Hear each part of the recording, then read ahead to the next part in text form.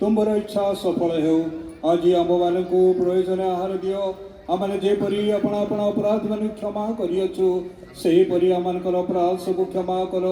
ପରୀକ୍ଷାରେ ଆମ୍ଭମାନଙ୍କୁ ନ ଆଣ, ମାତ୍ର ମନ୍ଦରୁ ରକ୍ଷା କର।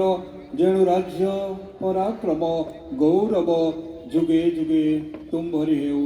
ଆମେନ୍।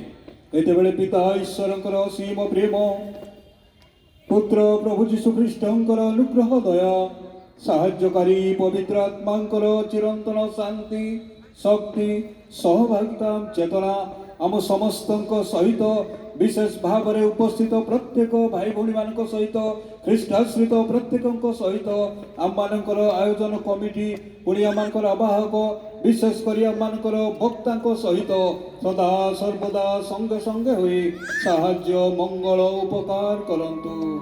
ଆମେନ୍, ଆମେନ୍, ଆମେନ୍।